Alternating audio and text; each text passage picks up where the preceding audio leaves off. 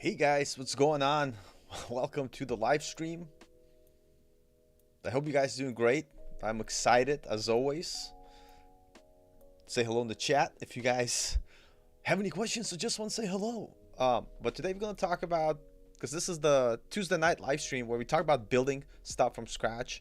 And I've been building a project, community one project that people been following, but I want to change it up a little bit, and I want to start from scratch building another new project. And it's not really from scratch because every time you build something you learn something, but I want to talk about kind of whenever you're building something, it's very important to spend some time planning it out and like what you're going to build. So I've made the mistake of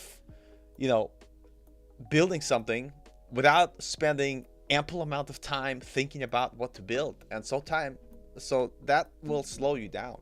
And so in today's live stream, we're going to talk about the basic idea of planning. We're going to talk about a project we should build, and especially if you're a beginner and you're looking to build something that maybe it's not super beginner project, but you want to add some complexity and you want to have functionality of a really good backend that's very easy to get started with, but at the same time, as you get better at JavaScript, there's so many ways to customize it that you could actually continue to use this backend and make it as complex as you want. And of course, I'm referring to Strapi. Strapi 4 is out. It's fantastic.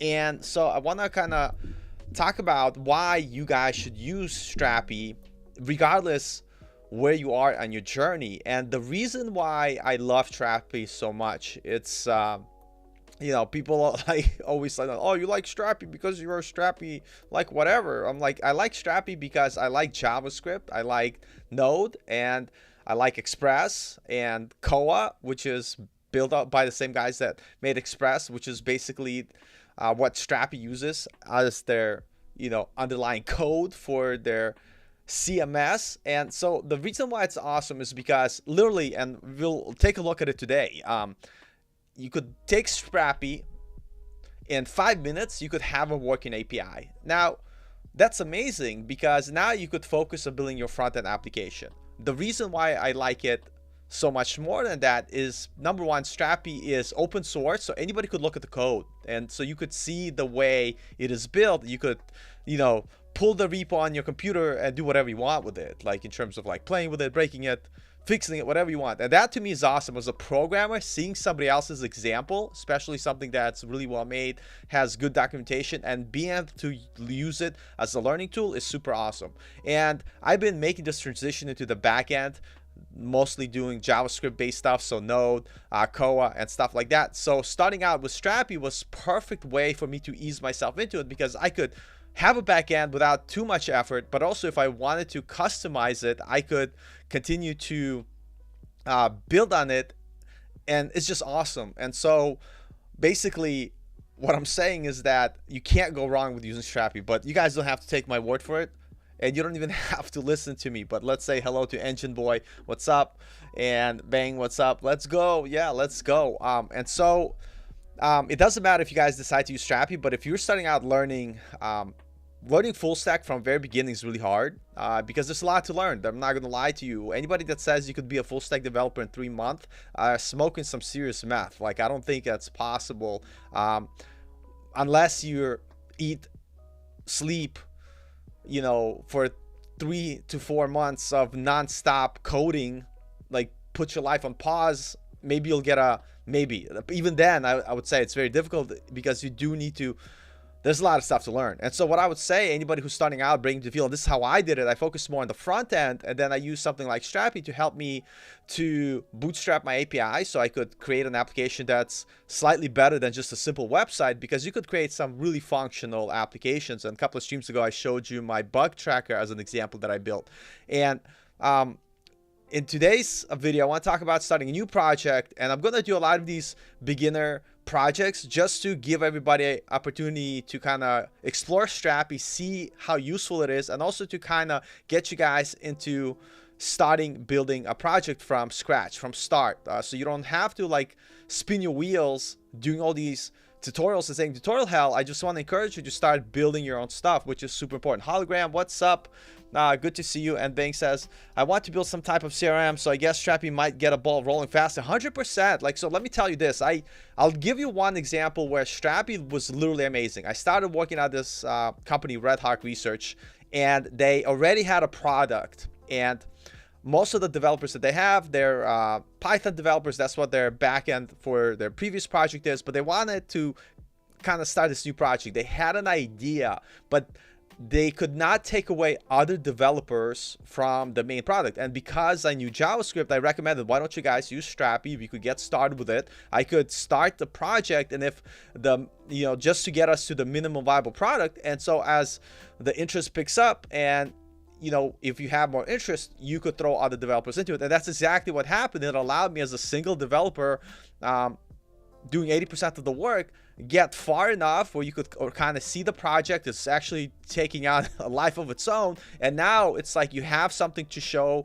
investors. You could put users on it, and that's amazing. And if I didn't choose Strapi for this particular project, it would have been really hard for one person to build something complex enough as a solo developer in the period of time that I had allocated. So there's many pluses why I would say to get started, but you don't have to take my word for it. I will show it to you. But what I want to do is break down this stream in two parts. One is going to be like a learning part where we talk about something to do with JavaScript, mostly React, maybe Next.js, the way it's pertaining to the project. So that way, if you're jumping in and you're brand new and you're able to get something out of it, some sort of lesson out of it. And then the second part will be working on our project and project idea. But today I want to spend the time talking about planning your project and show you kind of like what I started to do to kind of help me have a roadmap that allows me to build my project a little bit better. And so components and collections. So a component will be like and I have to double check with Strapi before, but component, it'll be for like a single kind of item. And I have to double check the documentation. I mostly use collections. So you have like anything you need, like you might have, users, you might have blogs, you might have, teams, kind of like, so any collection type that you want. And we're going to look at more details. To be honest with you, I haven't used components too much, just because I haven't had a need for it. But we could take a look at the documentation. But I believe it's like if you have a single component, like if you have like a page and you're going to have a component that has that single type of data on it, you could do that, and you could repeat it in a bunch of different places in your app.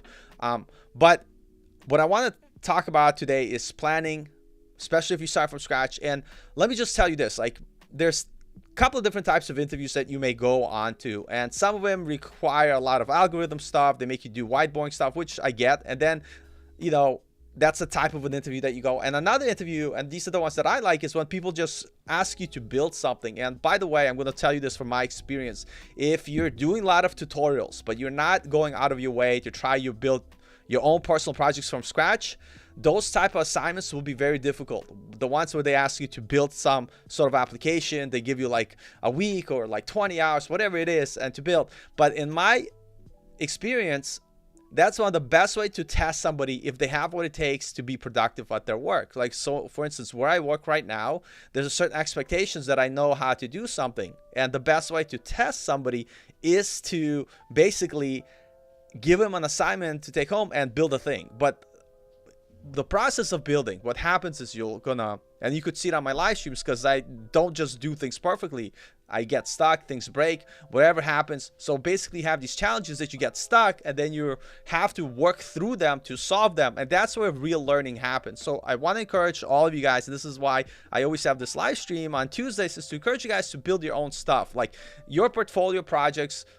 After you've done like 2 or 3 tutorials, you don't need more tutorials. You just need to start building stuff. So my goal to you guys is to encourage you guys to build projects yourself from scratch, because that's what is going to get you the experience you need to feel productive at work. But today we're going to talk about starting from scratch, very beginning, things I learned.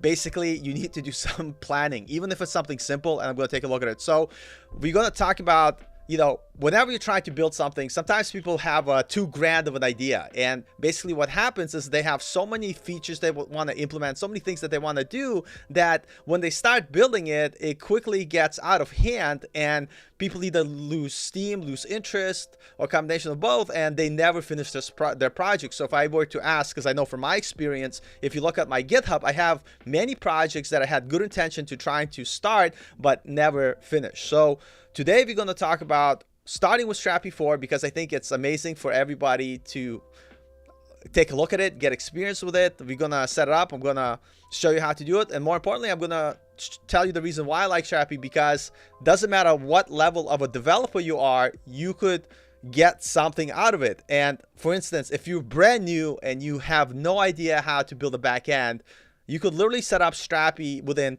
3 to 5 minutes, literally 3 to 5 minutes, put some data into it, and now you have a working API which you could use to build your front-end application as you're learning. So if you want to build a simple blogging site where you're displaying your blogs, you could use Strapi without any code basically. But the cool part about Strapi is that it's highly customizable. You're able to build plugins. So if you're like on the other spectrum of like a developer where you can build your own application from scratch, you have all this experience, you just don't, but you want to stand on the shoulders of giants and you want to take something that already exists so you don't have to do all that work up front, you could take Strapi and you could customize it to whatever your heart desires. Like for instance, the stuff that we're doing at work with Strapi is insane. We have one thing that it does, we have a third-party API for whatever data that we need, financial data, and we actually using Strapi on the back end to get the data and import it into our application automatically. So there's a lot of cool stuff you could do. And Mute Friend, what's up? New followers here, bro. Thanks for sharing this. Man, great to have you here. Awesome to have you. So without any ado, if you guys didn't smash the like button, which already a lot of you guys did, so that's fantastic. We're going to start, when you're starting something new, you want to have a general idea what you want to build, but don't just go into the code. That's the mistake I used to make, where I would go into the code, I would try to program and build something. Yes, hologram nunchucks, 100%. My basic requirement for like junior developers, right? You need to, like, I'm not saying you have to build all these features from scratch, but for junior developers, this is what you have to be able to know. You need to know how to work with an API. Strapi helps you figure it out. You need to know how basic authentication works. Strapi could help you out because it has it out of the box, and so you learn how it works, and that's good experience. And you're also able to set up full CRUD functionality, where on your front end you could do create, read, update, and delete, which is also a must. So for any junior developer who's looking to get hired, you should be familiar how to work with an API, how basic authentication work.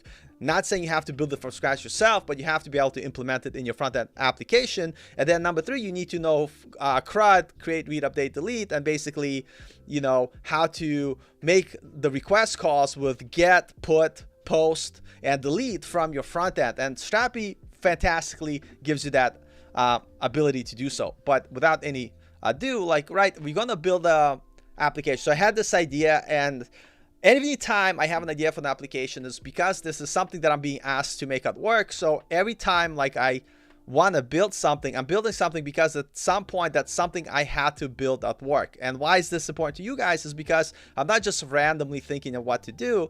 I am picking things that I would on my day-to-day basis would do as a developer in terms of building stuff. And so let me first tell you what the idea for the minimal viable product is, and then we'll go and take a look at the planning here. But the basic idea is the minimal viable product. I want to create like a team manager where you're able to create a team. You're able to invite team members, and you should be able to create a team. You should be able to delete a team if you no longer need it. You should be able to update like the description of the team if you want.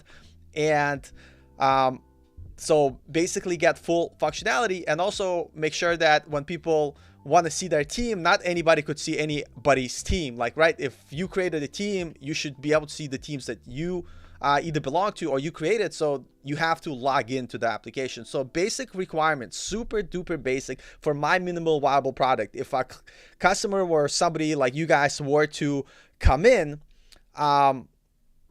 what should you be able to do? Number one, you should be able to log in, or before logging in, number one, you should be able to make a user, right? Number two, you should be able to log in as that user. Number three, you should be able to make a team, delete a team, update a team.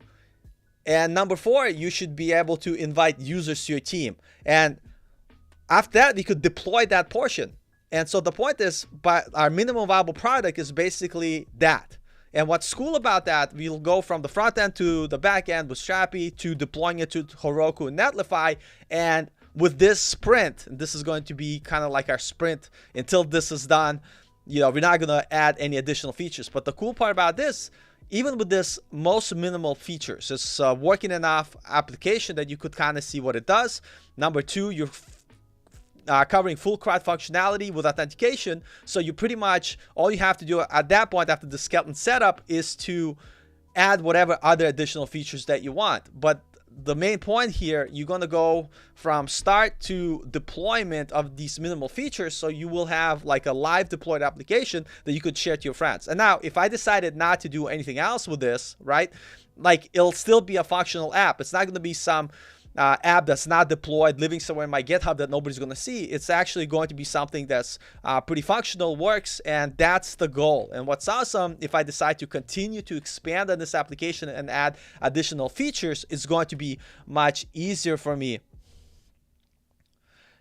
And so it'll give your project CRUD functionality. Yeah, it's going to give us the ability to have that API, which I guess we could do CRUD functionality. We're going to talk about it and go over it for sure. And today we're just going to do a big picture overview, but normally these streams are going to be, first part is going to be some sort of learning. And today we're also going to do some sort of learning. I'm going to show you simple way how I implement a sign-in form. You could talk about it if you guys have questions. And today I'm going to present it to you guys, and I'm not going to show you how to like type it all out, but just from a big picture, because that's going to be our first functionality we're going to try to get to work with our application is ability to log in. But you know, we're going to do all this fun stuff.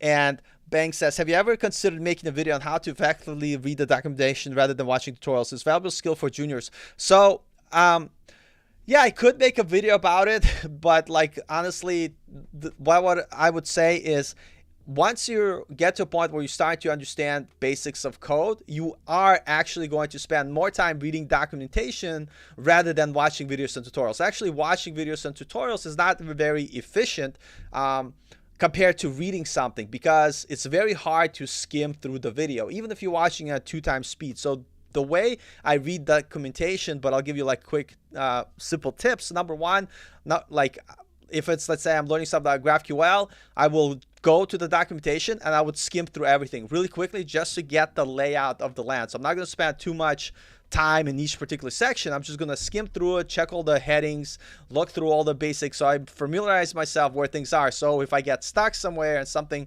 I'm trying to look up, I will kind of have a vague idea where to do it.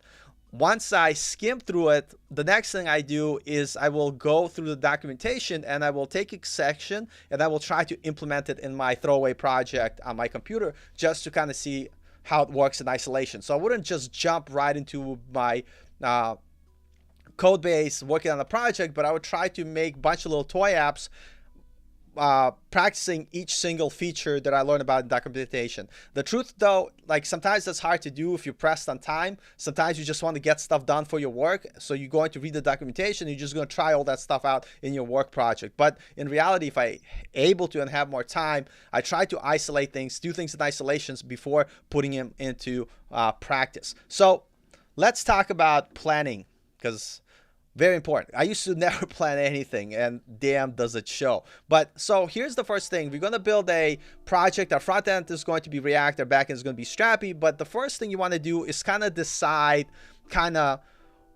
what are you going to use for your application, where you're going to deploy it, and stuff you're going to do. So for this project, for our minimal viable product, which is going to be our basic team manager, where we should be able to log in, create user, and then create, update, delete a team, and then be able to add users to our team. And then after that, we could add other features, but it's just not going to be in this sprint. So for the front end, I'm going to use React because a lot of you guys who are coming in as beginners, if you're looking to get into front-end development, starting with React is really good. Even though a lot of people say there's Next.js, there's all this other stuff, but Next.js is React with just additional features, more fully coupled package. But if you know React, learning Next.js is much easier. And so we're going to start with React. Number two, and I put it first, but we're not going to put it first.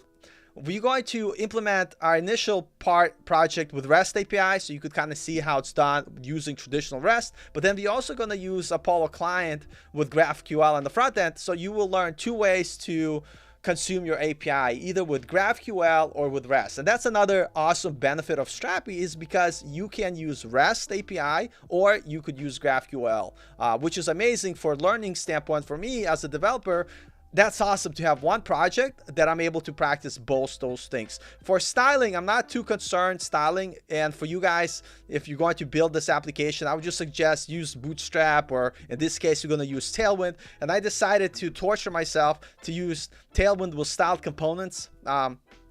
There's a package called Tailwind Styled Components. It's pretty awesome. Kind of awesome. There's little quirks about it, but again, I'm going to use Tailwind straight up, and I have a theme that I purchased from Tailwind UI. Makes it easier for me to create my UI, so I don't have to spin my wheels, you know, trying to come up the UI, especially when you're starting out. Of course, as you're learning CSS, very important. Learning SAS is very important. But when you're building a project, trying to do everything from scratch is really hard. Especially if it's something that's going to be more of a full stack app. So if you want it to look nice, there's nothing wrong with using Bootstrap or Material UI or a bunch of other different CSS frameworks out there. This time I'm going to go with Tailwind, just because I have I spent a bunch of money and bought their theming, and so might as well get use of my money. And regardless what you guys decide, it's not going to you know, impact doing the core functionality of the application. So, because CSS is CSS, right? It's just how things look. You could not care about CSS at all and still have a fully functional app. Not saying that's what I recommend. And then darkness SS. Can I use the same CRUD functionality in this project on another project? E-commerce. Yeah. So, by the way, Strapi you could use for, you know, e-commerce, blogging, all those typical websites. I decided to do like a team management, project management type application, because we're able to add all other functionality that you normally don't see in CMSs, because I want to show you the flexibility of Strapi. So yes, you could use it for an e-commerce store, you could use it for blogs or your portfolio site, but in our case, we're gonna do something a little bit more complex. So basically, planning our front end, React, REST API, stock components with Tailwind, and then GraphQL. Our backend is going to be super simple. It's going to be Strapi 4. We're going to, you know, not waste our time. You could go to strapi.io website. I'm already here you go, and you could learn more about it. But it's phenomenal. Like I'm gonna set it up really quickly, and you guys see the power of it. It is fantastic. And by the way, whatever Strapi app I set up here on the stream, I'm gonna share the GitHub after the stream with you guys in the description, so you guys could pull that code and look at it. And I will also do it for the front end, so you guys could see it if you guys have any questions. And then for our backend database, we're going to use Postgres, and to host our images, so it's much easier, we're going to use this service called Cloudinary. But Postgres, you could go to postgres.org, right, download it to your computer, and I'll show you today how to hook it up with Strapi. And the reason I start using Postgres right from the start, because a lot of times at your job when you get hired, most of the databases you're going to work with are relationship-based databases, SQL-based databases. And so starting with Strapi is going to give you kind of that, you know, heads up first approach to kind of getting comfortable with using tech that you might actually use at the work in terms of like databases. And then Cloudinary is going to be our image provider. It's fantastic, and it's free, and you get a lot of benefit in their free tier, so I wouldn't worry about it. But it's going to be super awesome because it's going to allow you to store your images on a different service that's going to optimize them for you, and you're always going to get the right size image for your project. So it's fantastic. Yes, and you could also do backend calculations, validation, or run query with Strapi. Yes, and that's kind of what I tell people how amazing Strapi is, because it is highly customizable, right? You know, and you could learn more in the docs, but like I've been working with Strapi for a while, and now Strapi 4 is out, but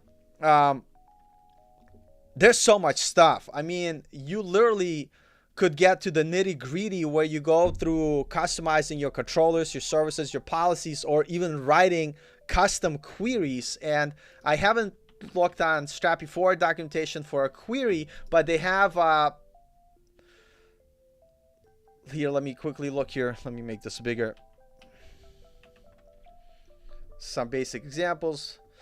Yeah, so you can look at the documentation, but they have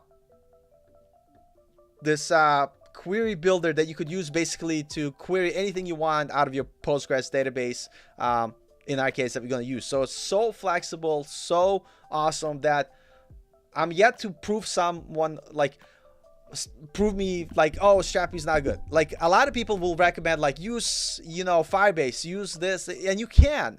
But for me, why I like Strapi is literally because, number one, it allows you to get going with a backend really fast without too much experience. Number two, if you're looking to be a backend developer using Node, you have full code base that you could look and learn from and play around with, and you could learn to customize Strapi to a point where you'll be able to build your own backend. Like, my goal is to kind of understand Strapi in and out 100% from scratch and be able to build my own CMS one day. And this is why I keep telling you about using Strapi, is because of Strapi, I understand how Node works better, if that makes sense to you guys. And so that's amazing. So kind of looking through this, we're going to use Postgres for our database. We're going to use Cloudinary for our image hosting, and we're going to deploy our application on Heroku.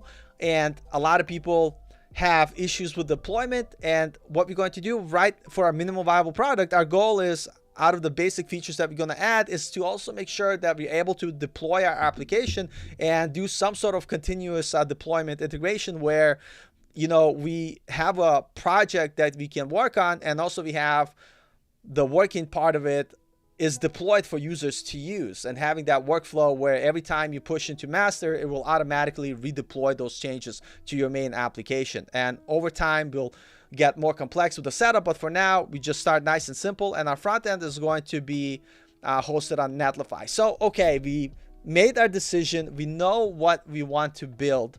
We want to, or I should say, what technologies we're going to use. So the next step, let's plan out our minimal viable product. Let's talk about the most basic functionality that we want to say that we have a working application. Now, the part that's grayed out here, and I'm gonna move my head to the side here. The part that's grayed out here, guys, is the part that is going to be nice to have, but we're not going to worry too much about it in this sprint. We're going to add it to our next sprint. But let me walk you guys through. For our minimal viable product, for our team management application, think of like Slack, but the most basic sense of Slack, and eventually we could make it more complex. But the basic functionality that we want to be able to do, number one, we want to have users be able to sign up.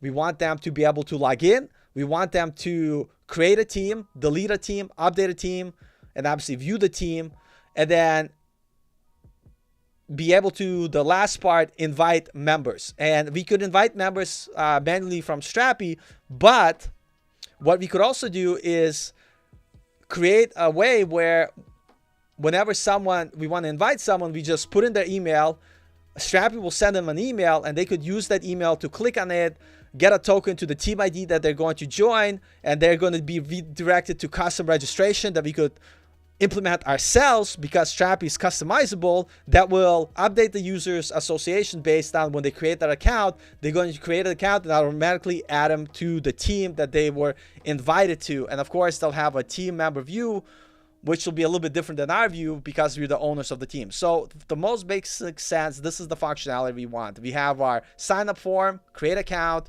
add an avatar image so people could see who the user is, add a name, and add a job title. Notice how I'm not going complex, because if I could add these three things, like add avatar image, that will teach us about uploading images, add a title, whatever, then in the future, I'll know how to add whatever I want. So I don't have to add 30 bajillion things to this. Keep it simple so you could get things done, so you could keep moving with your project. For login, it's super simple.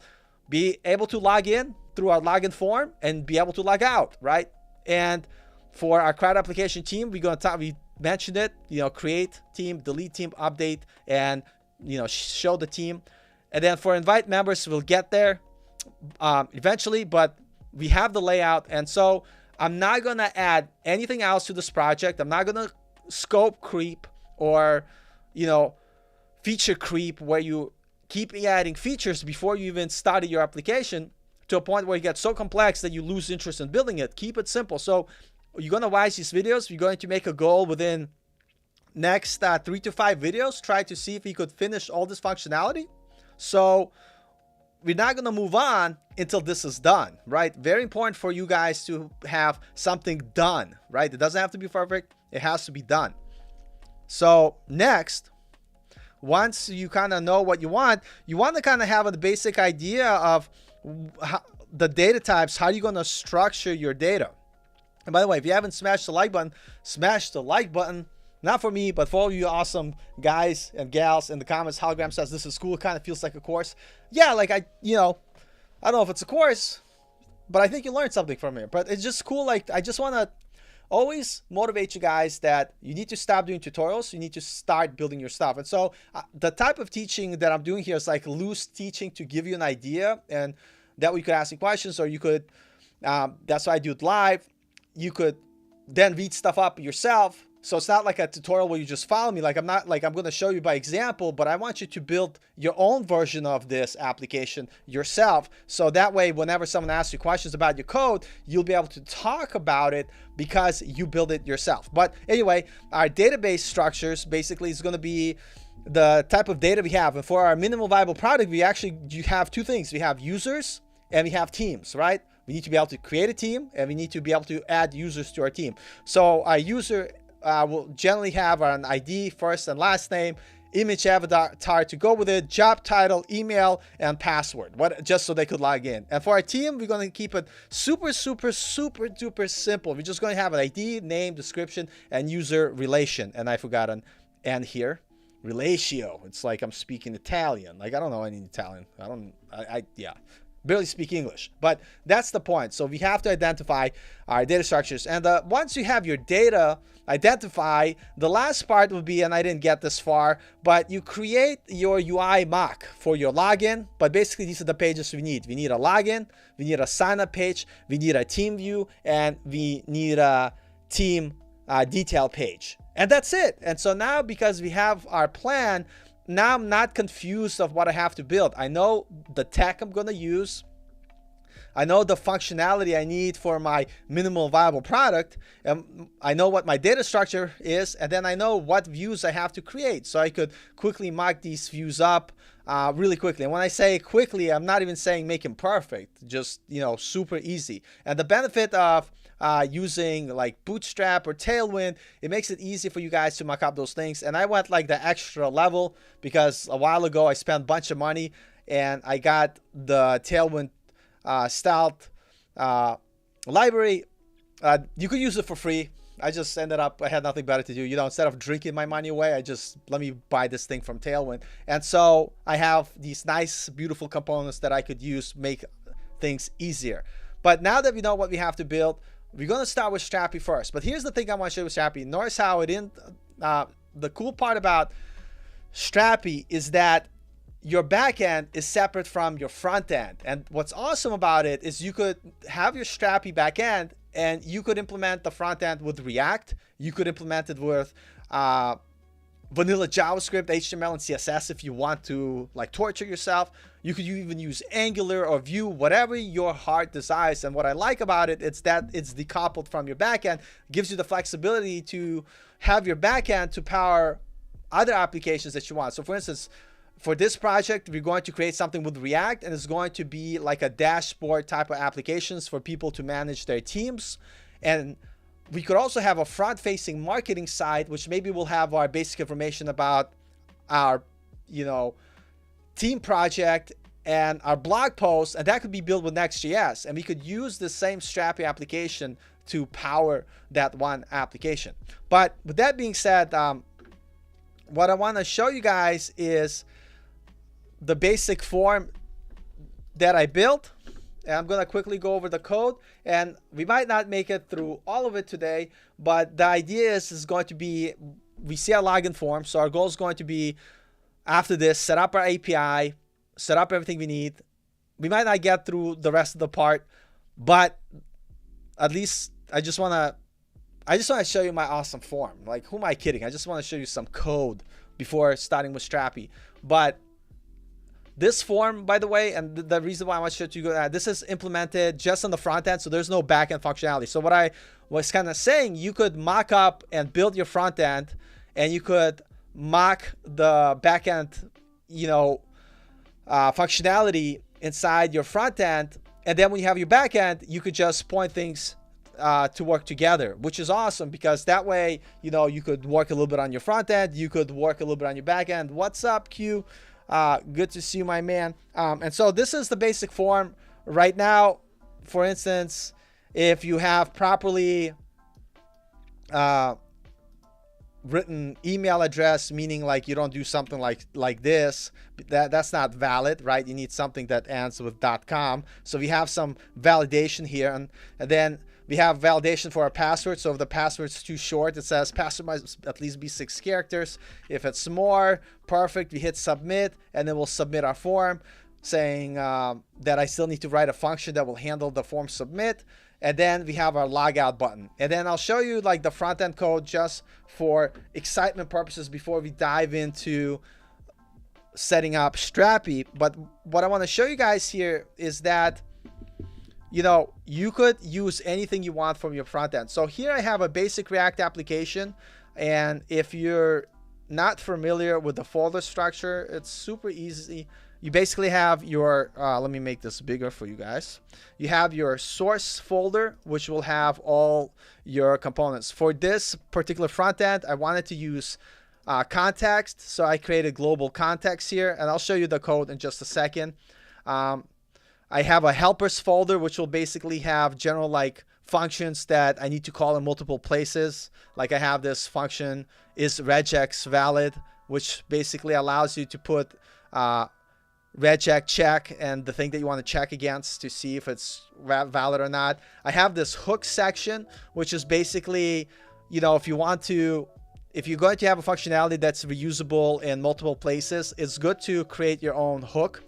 Then that way you could just reuse a bunch of different components, and I already created a use local storage hook. And then my pages are basically going to live in the pages folder, and all the components, I didn't make the components folder. Let me go ahead and do that. New folder. And all the components that will build our pages will live in the components folder. And then for styled, this is for the way I'm going to organize this. So for any repeatable style components like buttons, input, I'm going to create components here, and I'll quickly show you them like in a bit. And they're styled using Tailwind styled component plugin, which allows me to pop my Tailwind class names into my style component, which basically allows me to create components that look like this, that don't have ridiculous amount of attributes like class or ID attributes that go mile long. So it makes it much cleaner because all of that is inside here.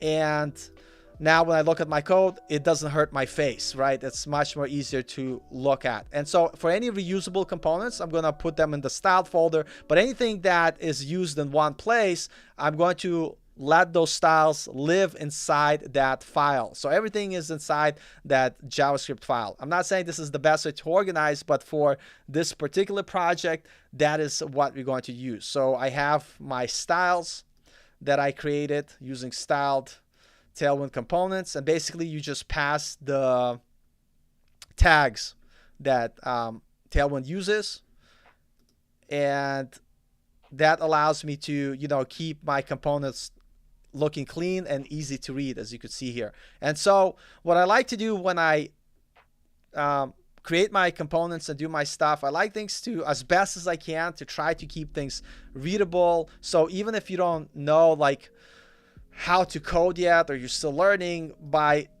being able to read the code, hopefully you start to get a gist of it. But you could see these are my style components. So we have a form wrapper, form box, form image, form heading, form container, form error. And then I have my initial form data, which will initially populate the state. So when you go to the form initially, it'll just be blank. And we have initial error state, which is basically there's no errors. And then we have our component. Now, for this, I wanted to test using contacts. So I have global state for a logged in user, and that's living in contacts. So I'll show you guys here. So if you go to global contacts, I basically set up global state and global dispatch method. And I'll talk more about this in a different stream. I just wanted to kind of show an example. And I have a reducer, which will basically hold all of my global state. And basically, I have this context provider that I created, which allows me to wrap my application. And now I have access to my state and my dispatch function. And dispatch is basically allows you to call an action which will update the state. So we have login, which will set login to true. We have logout, will set logout to false. And I'll talk more about this in detail, guys. And if you have questions at any time, you could ask. And so if you could see the app index.js, actually the index has access to our global context provider. And what's really awesome, for state that you want it to be global, I'll just keep it in context and we'll make it easier for me to pass it to other components in my application. The one caveat that I would say, don't get too excited by putting everything in global state. It's okay to have component state, which is state that lives inside your component that you're only using in that component. There's no reason or need to make it global. But I just wanted to set up context from very beginning to allow us to kind of have it all kind of written. And I also wanted to make this context save its state to local storage. So I created this use local storage hook. Basically what it does, and I'll show you in a second, it'll just save our state to local storage. So when you refresh your website, it will still remember the state that it's in. And what I'm doing is I'm using context here. Notice, let me kind of scroll up here. Notice how I'm pulling my use local storage hook, and I'm using the use local storage hook to get the initial data from local storage, and I'm using it in this context to set the data that we have in our app to local storage. I'll kind of show you that in action in just a moment. And let's come back to the form here. And then we have our basic login form. Basically, we have some validation. And I'm going to talk more on this in the live stream when we're building, but I just wanted to give you like a preview and functionality. And I guess what I was saying earlier is when you're writing code, I like putting things into like functions and make sure those functions do one thing, and try to name things in a way that it makes sense. So if you don't know any coding and you're reading through this, okay, validate email. That's probably something that validates the email. Validate password probably checks the password. Form validation is probably something that makes sure is our form completed correctly or not. And then handle form submit, it basically will fire whenever you click the submit button. And right now I don't really have anything except we changed the login in our global state to either true if you're logging in, or if you log out, I'll change it to false. So then I have my basic form here, which we have our email input, and we have our password input, and then we have our button. And if you guys have any questions, definitely ask. I don't mind answering any questions that you guys have, because I want the stream to be for everybody, not just me talking here. And if this is boring, I'm sorry. There's nothing I could do about it. But here's the form. And basically, if you don't have the email, or the password, it will tell you, please provide a valid email, or password must be 6 characters. If you provide the correct password, the error disappears. If you provide some random text, that's not a valid email, so it has to be,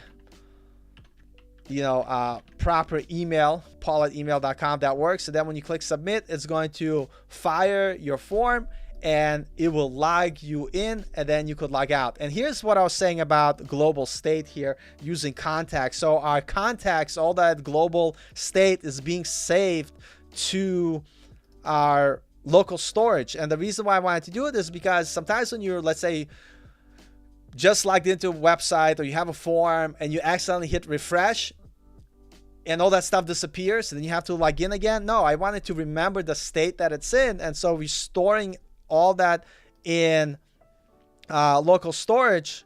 So we have app data, and right now it only has logged in value here. So notice it says logged in false. So if I click submit and I log in, notice it says true. And here's the cool thing: if I hit refresh, right, look, I'm still maintaining state.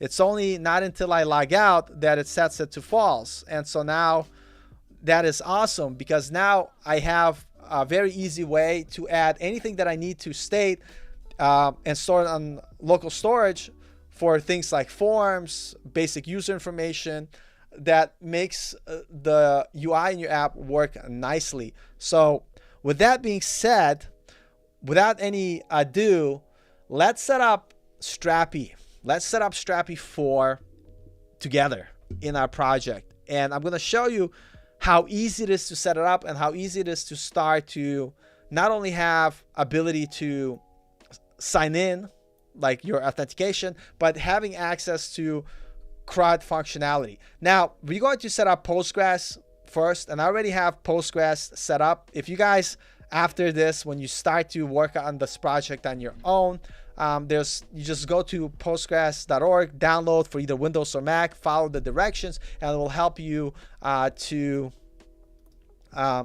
set everything up. And everything is set up because you're going to have access to pgadmin, which allows you to manage your database. And I have a bunch of different databases out there, but we're going to create a new one for this our team management application. And I see Luke saying hello. Luke, what's up? Great to see you, buddy. And so the goal for the remainder of the stream, we talked long enough, is to see if we could set up our basic Strapi instance, be able to have it work, and also set up our Cloudinary account, possibly set up our Heroku account, and that way we could deploy our application from scratch. Maybe we'll not make it that far in this stream, but you want to deploy your application in the most simplest state possible, because you don't want to wait till the end. Because if you wait till the end to deploy something and then you start to kind of work on it and all of a sudden you're running into issues, it's going to create a lot of headaches. Start early on, so if you run into issues, you could fix them as you go along. So I have my let me move my screen here. I have my pgadmin here running, and so I'm going to put my password. I think I remember what the password is. Incorrect password. Oh, I'm not on my laptop. I'm on my desktop. Yeah, I'm going to share the GitHub link for you guys for sure. So I want you to, for this, this is the first video in the series, and I'm going to do a better job marking them. But I'm going to also keep sharing after each lesson the GitHub link, so you could literally pull the code and you could play with the application, use it as a reference. What I will say, you could copy and paste my code, but it's not going to be helpful for you. Number one, because I might make mistakes, so you'll be pasting my mistakes. But what I want you to do is to use what you guys learn from these tutorials, these videos, and build your own version of it and just use my code base as reference. And by the way, if you do find mistakes in my code, let me know so I could fix it, or you could fix it, whatever it is. I help each other out. But let me... Oh my God, I don't remember my own password. This is awkward. Okay, here we go. And so the first thing I'm going to do, once you have Postgres installed, you have a PHP admin installed, what we want to do is we want to create a new, ask my password too many times. We want to create a new database. So it's very easy once you have pgadmin. There's a lot of details you could get deep in Postgres, but we're just working on the most basic things. So I'm just going to create a database, and I'm going to call it Teams API, because that's what we're going to do. We're going to create a project called Teams API, and then it's just going to be progress. I click save, and we have our Teams API database created here. So the hard part of the database is done. So I'm going to close this window here. And then the next thing I'm going to do is I'm going to go into the Strapi documentation, get started, and they have version 4 out. That's the one that everybody should be using. So unless you used version 3 before and you have a huge project that you built with it and you still need the documentation, everybody start on version 4, right? And version 4 for now, it does, like, a lot of people make big deal of it, but it just supports Node 14 at this point, which most applications do. Don't get too caught up and bogged down with Node versions. But if you try to use the super expandable greatest latest Node version, like, you know, whatever it is, it might not work. So Node version 14, that's the requirement. Then you could look at here. If you want to see the details, the prerequisite Node and Npm installed, and it's going to show you which version you need to make sure that the stuff works. And my internet right now is a little bit slow. It's all right. So the versions that it's supported right now, it's version 12 and version 14. It also shows you for your databases, if you're using SQLite, Postgres, MySQL, or MariaDB. And but basically that's what that is. And next thing we're going to do, we're just going to follow through this. And the reason why I'm using documentation, because the documentation is there for everybody to be able to use, to be able to do. And so anytime you get stuck, refer to the documentation. So we're going to keep scrolling down, and here it is. We need just to do npx create Strapi app at latest. Project, we're going to give our own name, and we're not going to do no stinking quick start. We don't need no quick start because we're going to set up our Postgres. So let's go into our super awesome terminal, and I'm going to do npx create Strapi app latest, call it my teams. Actually, just all lowercase because I think it's not going to like it. My teams. I'm going to click enter. And the magic is going to happen. It's going to do its thing. And I should have made the screen bigger. I'll make it bigger for you guys now. And while this is loading, guys, you know, it's amazing. So let's, Jose's doing thumbs up. Fantastic. I love thumbs up. Thumbs, whatever it is, you know, it's all good. And now we're here at the quick start. So we're not going to do quick start. We're going to do custom manual setup, because custom manual stuff is just really nice. And so we're going to click enter. All we have to remember at this point is we're going to use Postgres. Right away, start with Postgres because that's what you're going to deploy. Keep, you know, like anything that is closely comparable to what you're going to do for your deployed. Like I'm not going to use SQLite because I don't want to deploy SQLite. I want to use Postgres. And so just start from the bat using Postgres. So our database name, hold on, I already closed that screen. I think we called it Teams API. Make sure you guys get the spelling right. So I'm going to do Teams API here. Host, keep it what it is. Port 5432. That's the way you do it. Your username is in pgadmin because I didn't set up anything special or particular. It's literally Postgres. Right, this is your user, Postgres. For now, it's fine, right? So let me close the screen. So we do Postgres, click enter. Password, this is going to be your Postgres password, which is going to be your super secret. Enable SSL, not for the local environment, click enter. And it will create our project with custom database options. And if something goes wrong, we'll tell you here. Otherwise, you just let it do its thing. I might have made a mistake because my computer has weird Node 15 version. I should have set it to Node 14 for this install, but we will see what will happen. Because remember, want to use Node 14. But while it's doing this, look at this excitement. It's so amazing. It's so great. Enjoying the music.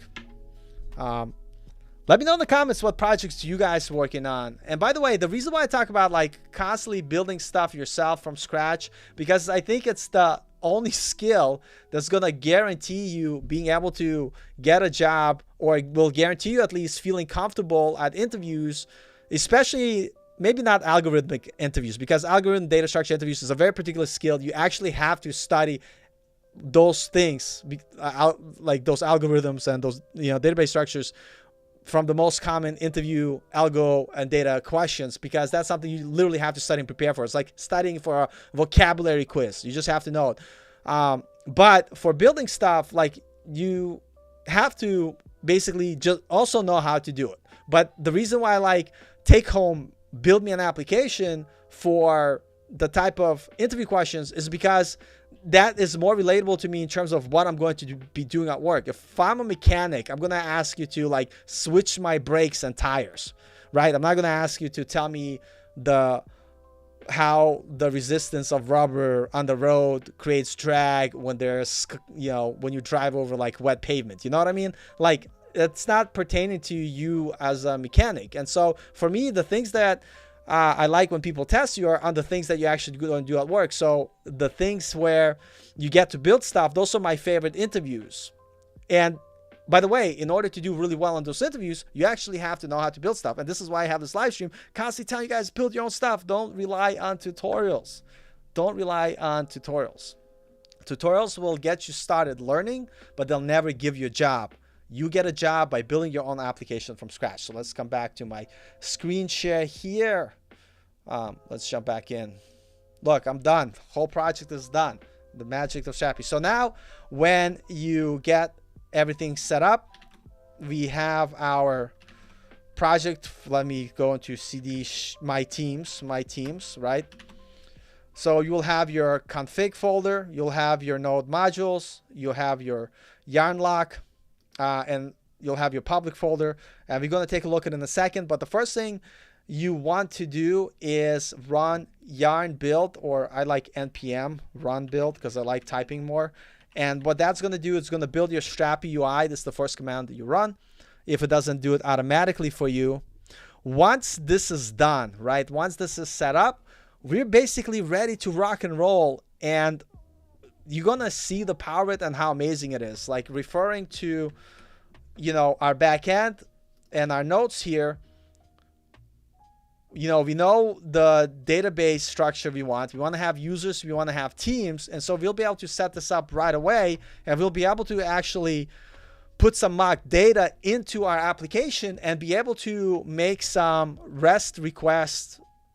You could use Postman, or, you know, we could do from our application and actually get the data. That means like literally in 2 minutes from now, we're going to have a full REST API ready to go. And that's why I like Strapi, because for beginners, you could set it up and start working on your front end, kind of like we're doing today. And so let this magic happen. We're also going to, we'll see how far we'll get today. You know, we'll see. We're going to work through it. But, you know.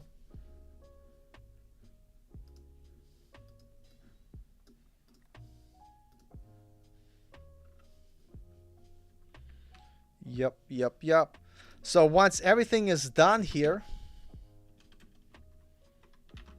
right, I'm just going to go inside my code editor and walk you guys through the folder structure.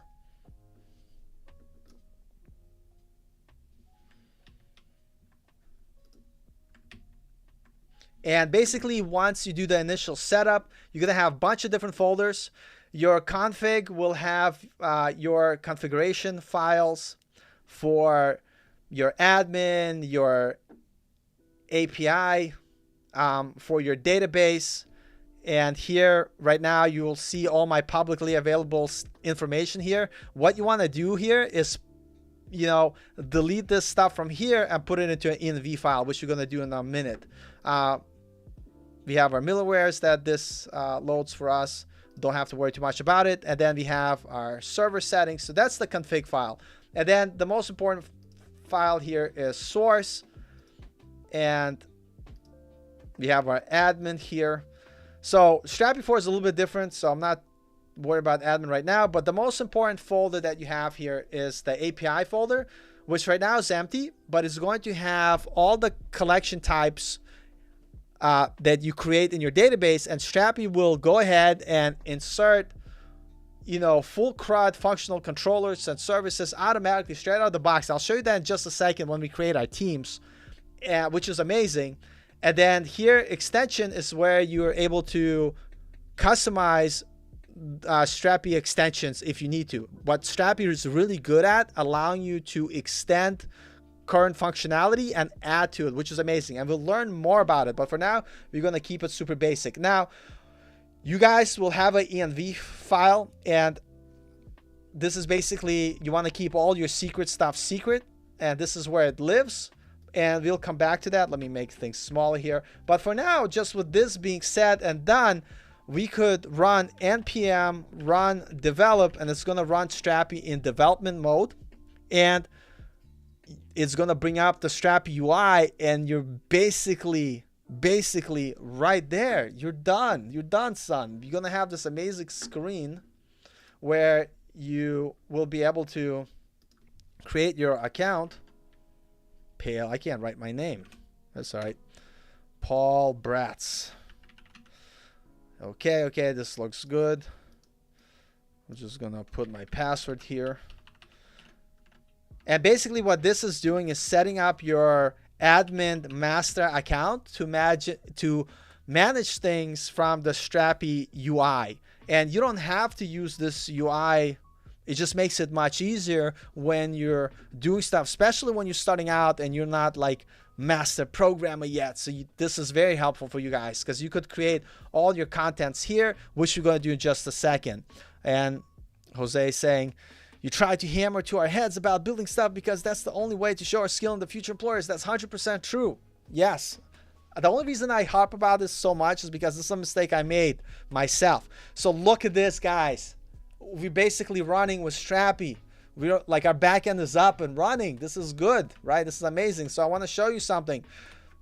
Here's our application, and this is for our data structures, what we want. So Strapi automatically already has a basic concept of users, but we're going to add few things that are not included. We're going to add first name and last name, image avatar, and job title. Email and password and ID, everything is there. And look how easy it is in Strapi to do that. I'm going to go into my content manager, and you automatically have users. You click on user, and you could add users here, but we're not going to add a new user yet, because what we're going to do, we're going to add additional fields. So Strapi allows you to add additional fields to your database super easy. You click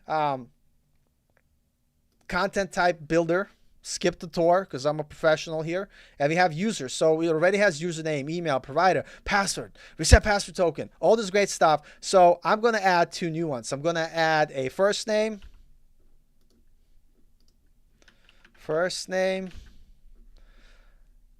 and another field.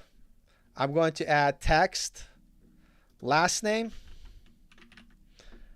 add another field. And by the way, these are all the different types you already have available from start. You have text, rich text, which you could write stuff in MDX format, which is awesome. You have numbers, you have dates, you have booleans, relations that we're going to talk about in a second, components, which is group of fields that you can repeat or reuse. I haven't used components that much because I haven't had the reason. Dynamic zones I haven't used, but these are, we'll learn about them as a need-to-know basis, basically as I need to use these. And once I learn how to use them, because I don't know how to use everything, I'm not going to lie to you guys, we'll talk about them. We could do unique IDs. We could pass JSON, media files, enumeration, password, and email. So the last field we need to add is our,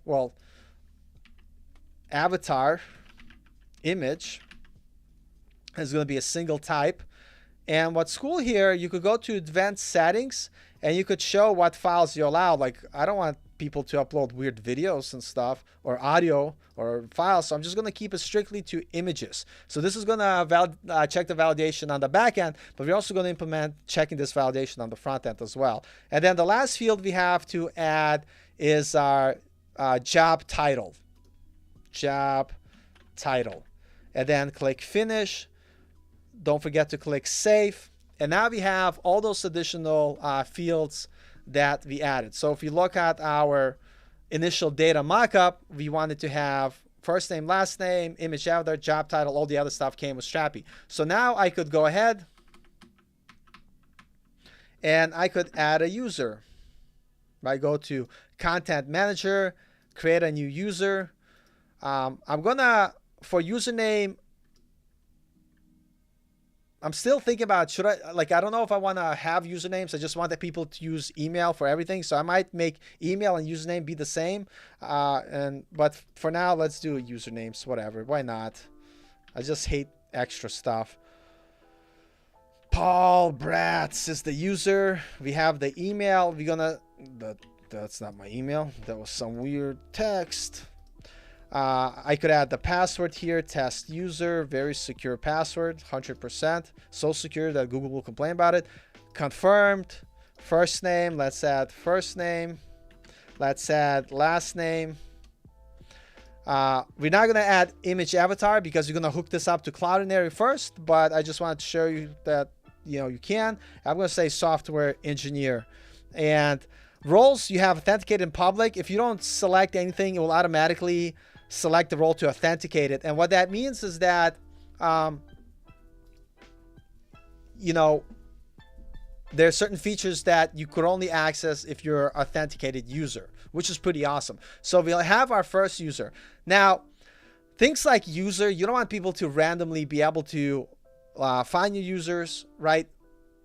So if you try to go to, you know, localhost API at Strapi, whatever, users, whatever, you're not going to get anything. All the controllers, all the, you know, backend is closed by default. And I'll show you in the next example that if you want to have access to the information, you're going to have to give the permissions. But our next content type that we're going to do is our team. So create a new entry. I'm going to say no, not user. What am I lying to you guys? Okay, back up, guys. You go to content type builder. We're going to go create a new collection type, and it's going to be team. Because I want to make like basically for our minimal viable product, we want to have ability to create teams and assign members to our team. And our teams could be projects, our teams could be whatever the heck you want. It's like kind of like GitHub, not GitHub, but like Slack. That's kind of what we're working on. And what do we need for our teams? We needed name, description, and users relationship. So I'm going to do text. I'm going to do team name. Add another field, text. Actually, let me make this long text. And it's going to be team description. And then what else did we have to add here? I think we have our team name, team description, and then we have to add a relationship. And so Strapi makes it very easy for you guys. Like, you don't have to implement these relationships in the backend. All of the backend logic will be generated by Strapi automatically for you guys. This is why I tell for beginners, this is perfect. And for advanced users, then you could go ahead and customize this within code yourself if you want to. So that is awesome too. But for now, we're keeping simplicity. So we're going to make a relationship with our user permission. Those are the API users that are not admin users for the admin panel here, because they have two different types of users. They have users that you're going to use on your own application, and they have a user type that you're going to use here in Strapi UI. So this is going to be called team members, and we're going to have user has many teams, or team has many users. That makes sense.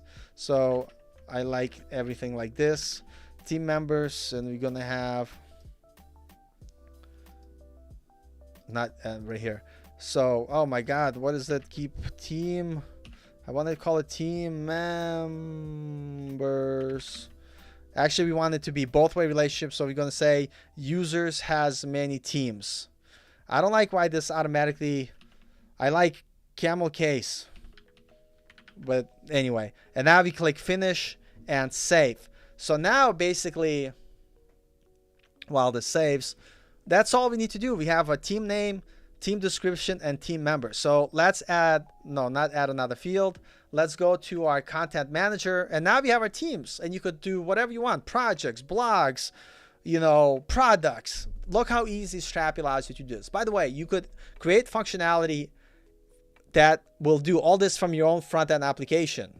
But just look at here how, if you're a beginner and you might not even know how to do that yet, Strapi UI just allows you to do this yourself. So let's add a team, create a new entry. We're going to call it first team. Description is awesome. Awesome. And then for team members, we'll just put the only user that we have, Paul Bratz. And we click save. We click publish. Let's add another user.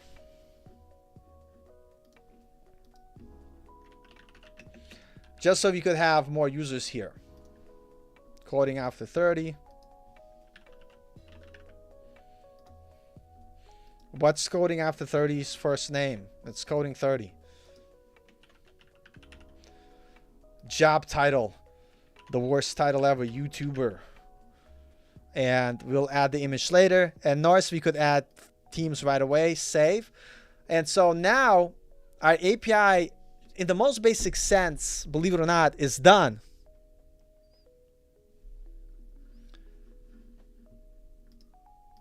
Yes, this is definitely a full stack app because you have the front end and you have the back end for just this portion of the Strapi CMS. And then we're actually going to have our own front end that we're going to build from scratch to showcase our awesome React skills. It's going to be powered by this application. So everything is saved. So we have a team which has 2 users. And now what we could do, you could go into settings here.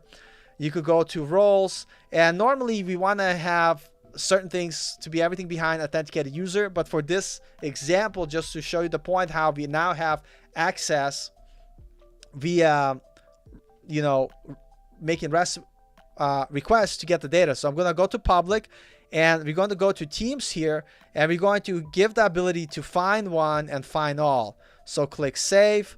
And by the way, it actually shows you the URL that you have to go to see the data. Now, because we made this publicly available, if I go to localhost at API teams, bam, our data is right here. We have the team name. We have all the data and information.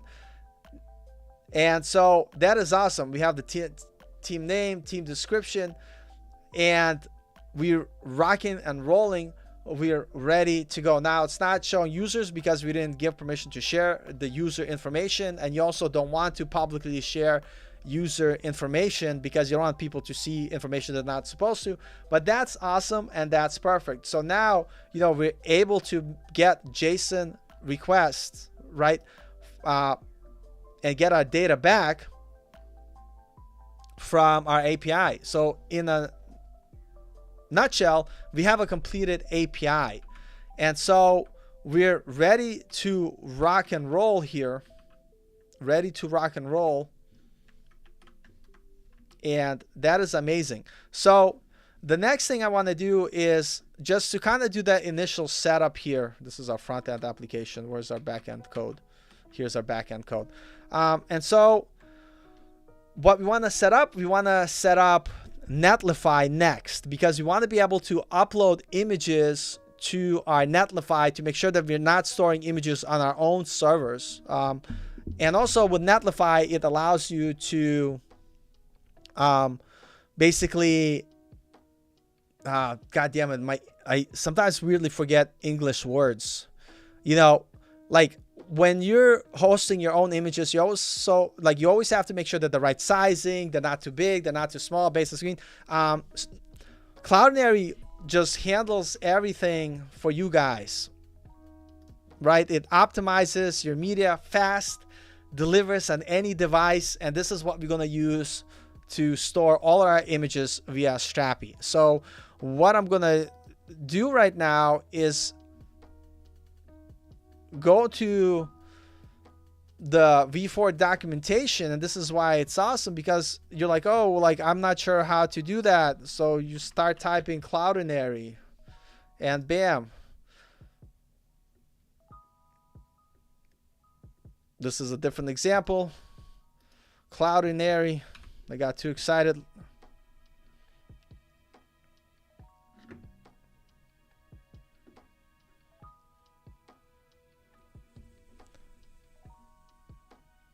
Here we go. Install. Hold on. This is an example. I got to scroll. I didn't scroll down too far enough. So blah, blah, blah, blah, blah. Configure Strapi for production. We're not worried about yet. Scale. So basically what you need to go is look up Strapi provider, upload Cloudinary NPM package.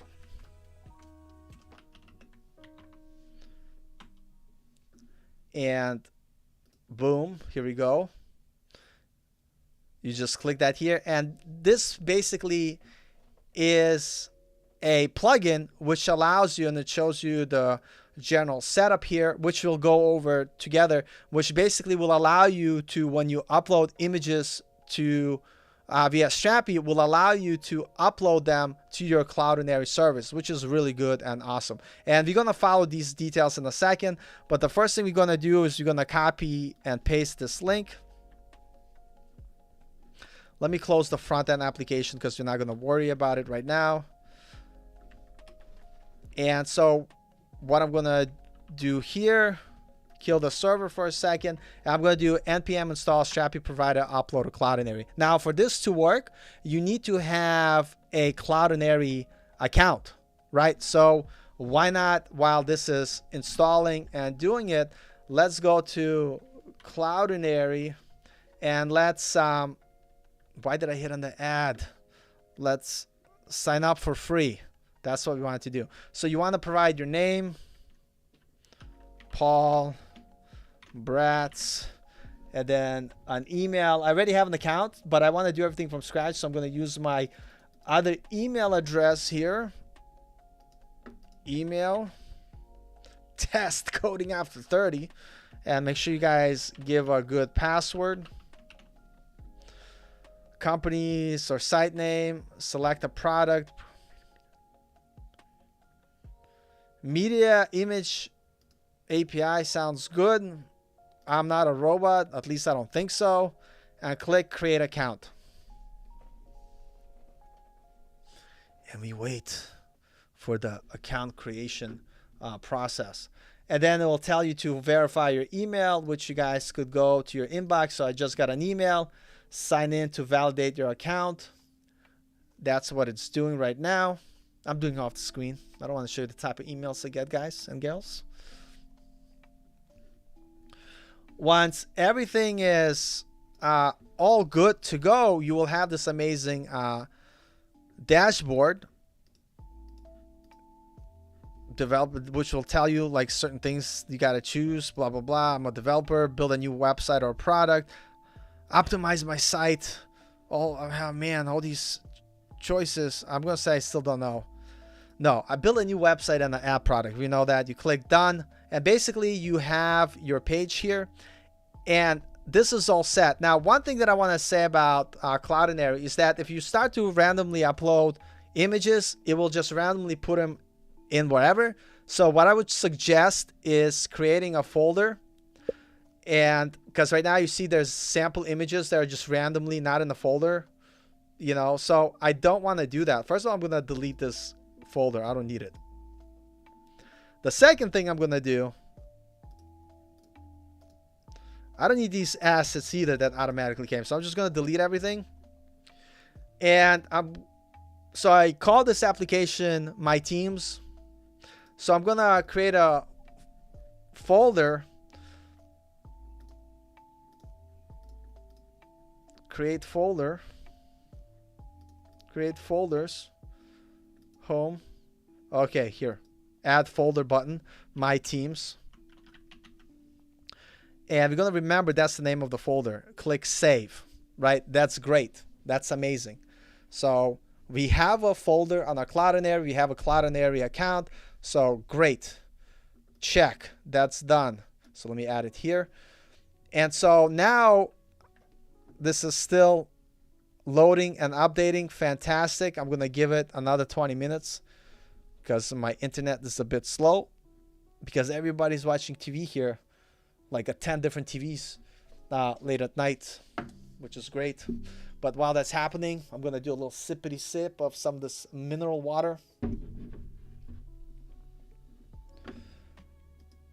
By the way, guys, I hope you guys are doing awesome, and thanks for chilling with me on these streams. Like, I know like these how to or talk about some stuff streams are, you know, sometimes boring, sometimes not, but I do them because I want to just practice talking about stuff, which is a good way for me to do it. And also because I want to, if even one of you guys gets some benefit out of it, like, to me, it's worth it. It's worth the fact that if only one of you got some sort of benefit and it helped you guys to make your career change because it just made more sense to you guys, that is amazing, and that would make me feel so good inside. So while Cloudinary is still loading, we're going to go into our folder here, and we have our env file. And basically what you want to do, your secret stuff, you want to post here for your Cloudinary stuff. And so what I'm going to do is I'm going to put my Cloudinary information here. Now, please don't steal my Cloudinary information. And I am also, like, because I want to publicly show you like how to do that. But at the same time, like, I'm gonna reset it afterwards, so you guys like don't put weird pictures on my account. You know, some of you guys. And so the things that we want to add in our .env file, and make it a little bit bigger, we want to have our Cloudinary name, Cloudinary key, Cloudinary secret. And let me make sure I'm sharing my screen before I get too far. I'm not sharing my screen, guys, so thanks for somebody telling me. So here we are in our code editor. I went back into our .env file, and this is in our Strapi backend folder, and we want to add in our env Cloudinary name, Cloudinary key, Cloudinary secret, and Cloudinary folder. And folder, we know it's called my teams. That's what we called it. So we want to make sure when our images get uploaded, they go to my teams, right? And so that's beautiful. That's done. So now let's go back to our, I have too many websites open, so let me close some of these extra ones. So we're gonna go back to our Cloudinary account. Did I close it already? Did I close my cloud? Here we go. Cloudinary account. And what we want to go to dashboard, I believe, account details. So copy your cloud name, go into your code editor and insert it in your env variables. Your API key, copy that and put it in your API keys. Oh, great. It keeps my secret. Copy, but I'm sure it's going to be here when I put it here. Boom. My secret API key, I'm going to have to switch it because at this point you saw all my super details to be able to use my Cloudinary account. But that's okay because I'm willing to do this to show how to set this up. Once this is all set, it's not done. It's not going to work yet.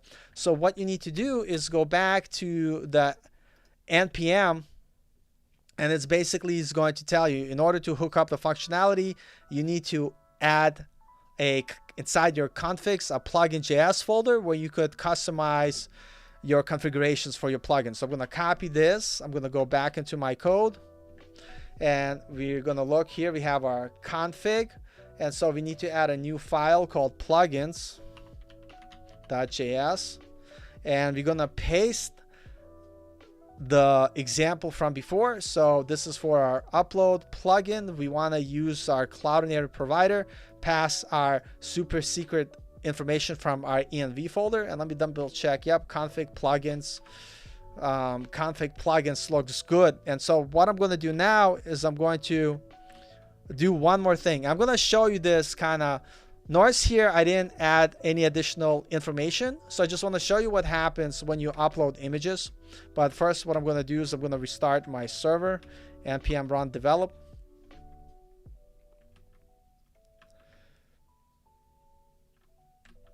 And then I'm going to go into my Strapi folder.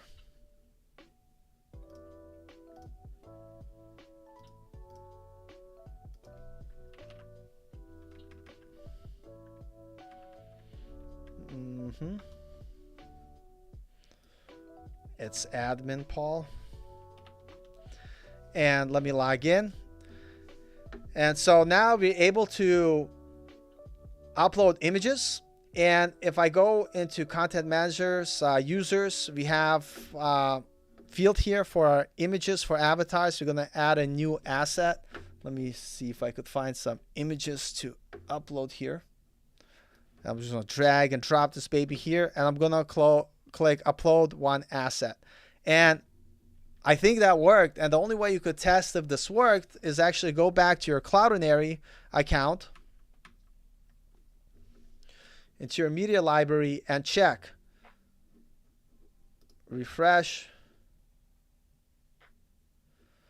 So it did not work. And this is why, like, coding on your own. Let me drink some seltzer.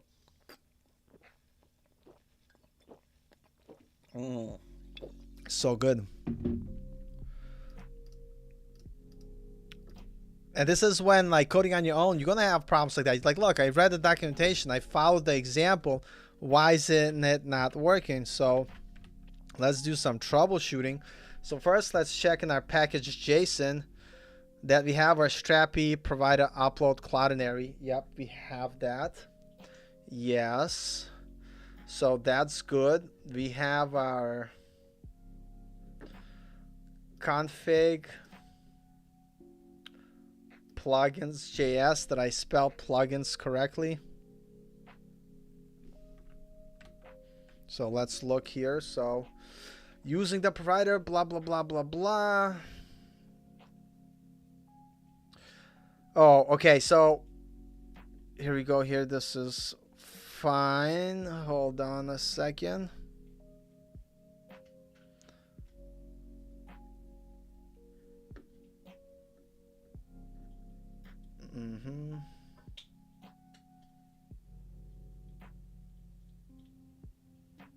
Okay.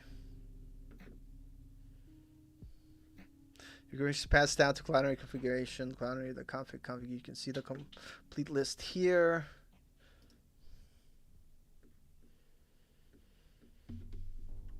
Yeah, let me just double check. To me, I think everything looks good. Maybe I have to restart and run build again.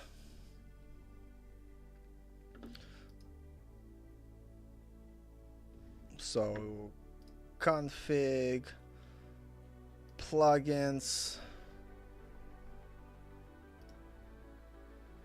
Yup, that looks good. So we have our provider Cloudinary, that's correct. Cloud name, API key.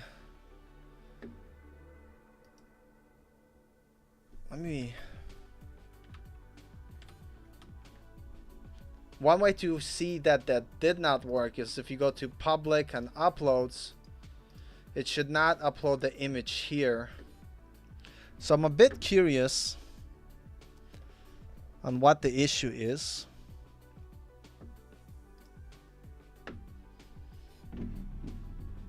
So I get it. I get the issue here. So this is something that is weird because there's version Strapi 3 and there's version Strapi 4. And so if you look at my, let me make this bigger. So if you look at the package JSON, I installed Strapi provider upload Cloudinary version 3, but we're actually using Strapi 4, so we want Strapi 4 version. So let's kind of go back again.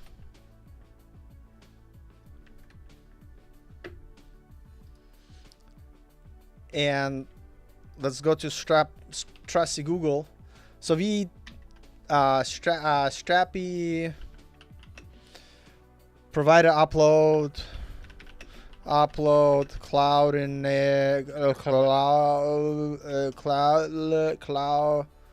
Cloudinary. Phonetically spelling sucks, man. Like, look at that. That's not how you spell Cloudinary. And we want to do version 4. And here we go. So this is, we installed the wrong package. And here's the reason why I tell you guys, make sure you guys practice doing stuff on your own. So, because you're going to run into these mistakes, stuff is going to happen. You're going to be like, what the heck? And imagine if you do this and you don't have this amazing video, you would have never realized that that was a problem. So what I'm going to do here, first thing I'm going to do is I'm going to do this. Npm uninstall. Notice how on in unit on install. So if you want to uninstall the wrong version of the package that and this is the beauty of npm, is that allows us to do that. And then we're going to install the correct one, which is actually at Strapi, provided upload Cloudinary, and we want version 4. Yeah, I'm sweating like crazy here. Coding after 20, bro, I hate you already. If I started coding after 20, oh my, I'm so proud of you, bro. Coding after 20, it's so good because it's so young. I would give like my arm and a leg to be 20. Well, maybe not give my arm and a leg to be 20, but that's amazing. Keep it up, bro. You're gonna definitely make it. You got this, JB Gra. You got this. Everybody starts as a beginner, and you know I still feel like a beginner a lot of times, but that's okay. So the mistake that we made, we put in the wrong version. So let's do npm install. And we want to install Strapi provide upload Cloudinary, the right version. I believe our setting file is correct, which is amazing. And whenever we get warnings like this, moderate severity development, no big deal. No big deal. It could be whatever. It's no big deal. And so once this is installed, we're gonna run npm run develop.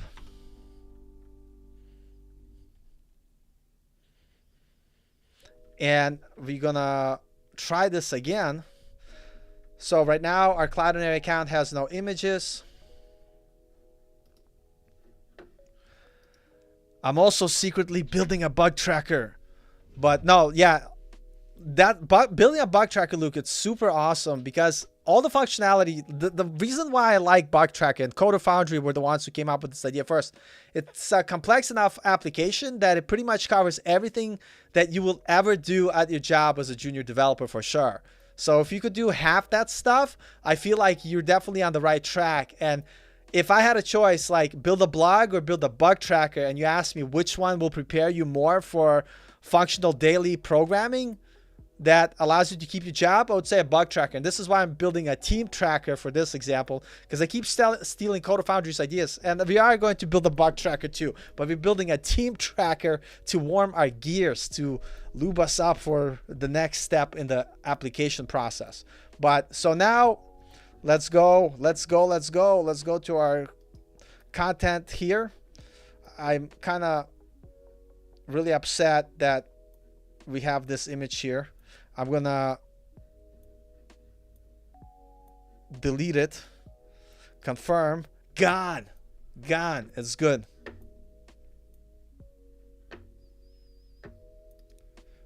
Walter, that's amazing. Keep it up. That's amazing. It's the hardest thing to do is just never give up. It just takes time, persistence. You got this, man. Keep it up. So now we go to our content manager. We go back to our users. Let's try this again. Coding 30. Let's add an avatar. Let me go here. Find an image.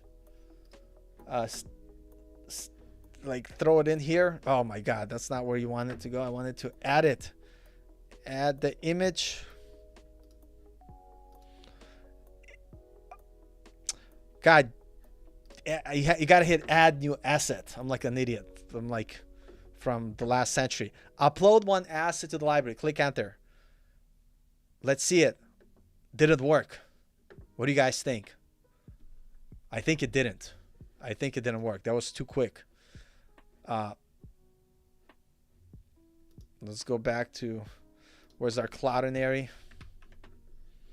Go back to our cloudinary. I know this is taking a little bit of time, but let's refresh.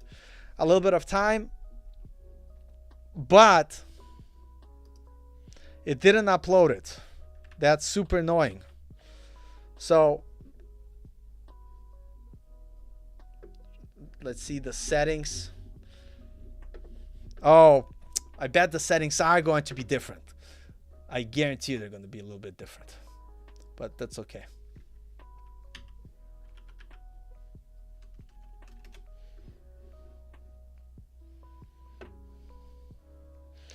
So when in doubt, guys, whenever you're doing stuff, right, it's important to pay attention, like obviously I'm not doing, to look up, like, you know, what they're saying here. So Strapi provided here. Okay, how to install, read the direction. I'm gonna copy and paste this. Maybe it's different. Looks the same, so I'm kind of surprised why. Let's see here. Anything particular? But we'll figure it out, guys. And it's good that, you know, it's better to have me run into these issues than you guys. So let's go back to our application. Go to plugins.js. Ah, it was different.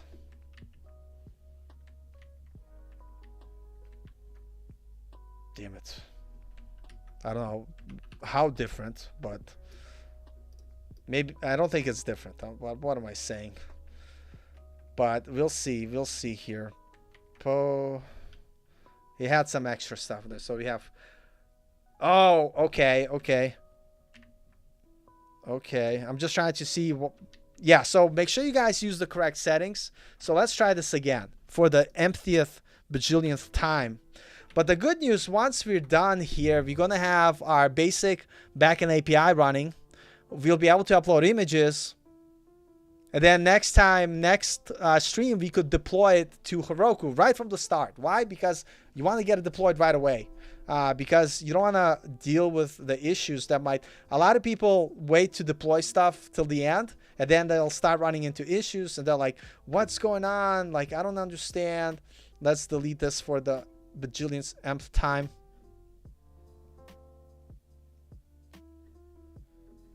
Yep.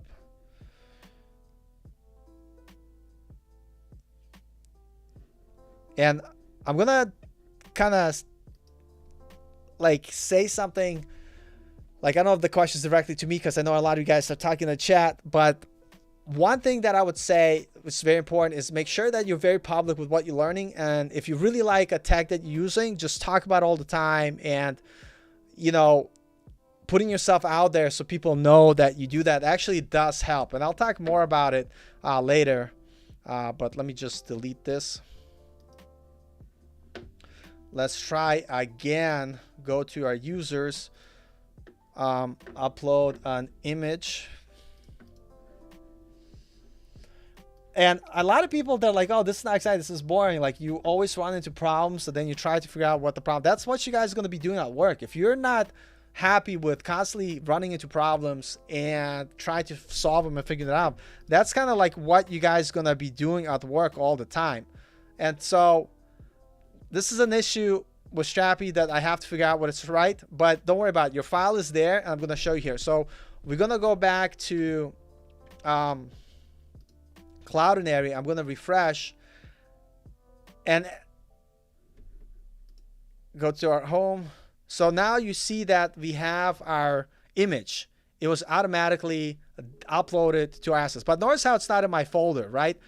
And that's not what I want, because imagine if you have a bunch of different projects and you have randomly images going here. It's going to be kind of crazy to try to figure out where what image belongs. So what we're going to do is we're going to add an additional option in our settings to allow us to make sure that we're able to put the images in the right folder, and so they're not living in every possible place. So all you have to do is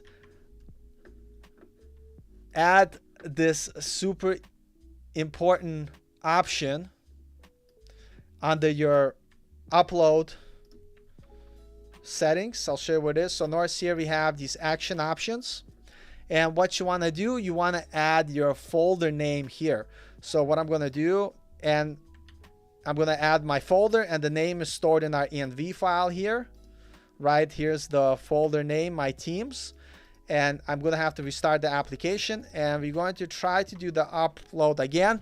We'll do a different image this time, just to make sure that I'm not lying to you guys. And so let's go back to our Strapi front end, finish.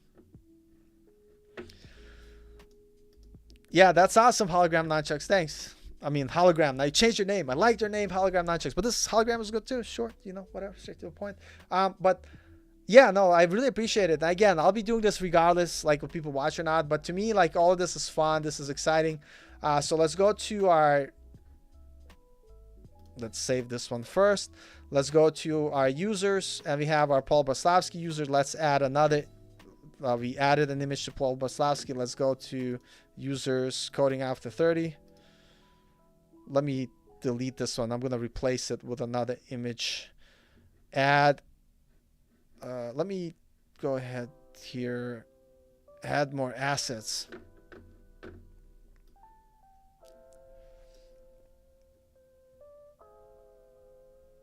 I'm just looking for an image to add. You would think I would have all these pictures of me on the computer. I'm going to just do this random image. Click upload, and it uploaded, or taking its time to upload. And once it's uploaded, we're going to see that I put a large image. But even if the image is large, it's perfectly fine, because once this finishes uploaded, I'll show you what it means. Check this out here. Let me save, finish, save. I think, like, I got to find out why this is happening. This might be a bug at Strapi, but Luke, I will review your super awesome bug tracker app if you want. Like, we should get together. I'd love to have you come up on the stream, talk about your experience, and if you want to showcase your project, that'll be awesome. Definitely hit me up. I'd love to do it. So let's go back to our Cloudinary. So refresh. So now the whole point of setting this up in a folder, notice now we have our folder and we have our files inside a folder. So this is much easier for me to manage what files for what applications to where. And notice how we have different, this is why I like Cloudinary. They will optimize, I uploaded one image, but Cloudinary will optimize each image for a particular device. So I have my small thumbnails, I have my large, and I have my medium side. So this is fantastic and awesome. So let's do a quick review because I don't want to go too crazy out of hand here. I don't want to get these streams too out of control, but let's hit up our review here. I'm going to close some stuff.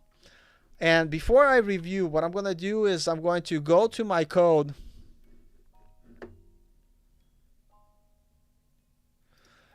JV Gra, that's awesome. Thank you so much for stopping by the stream. Come back anytime, any questions you have. We'd love to have you here.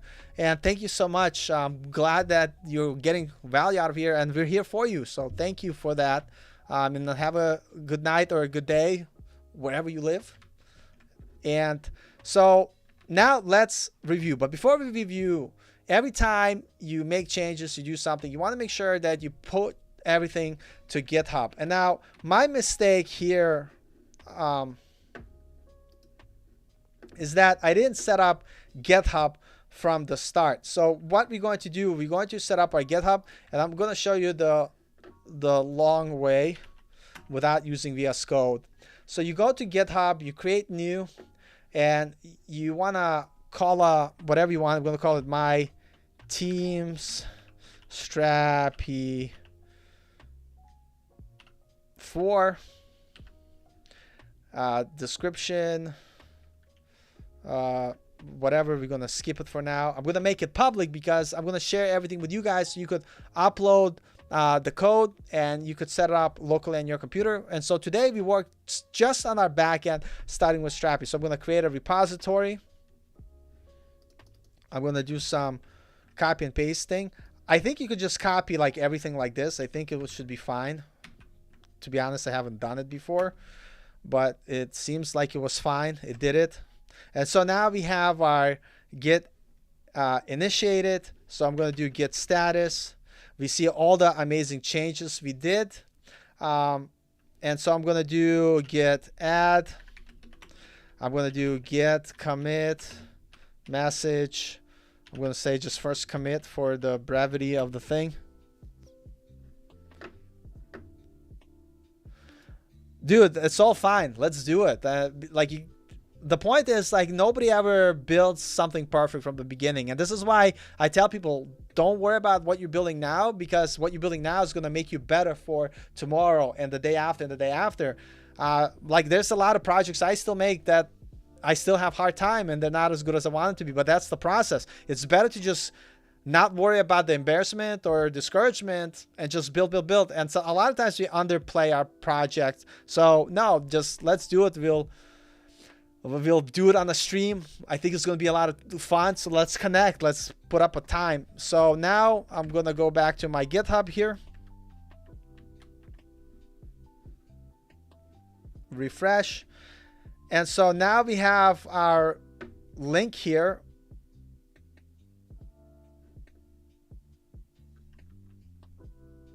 We have everything set up. Let me do git status. I don't know if I pushed. No, it's fine. Yep, it's there.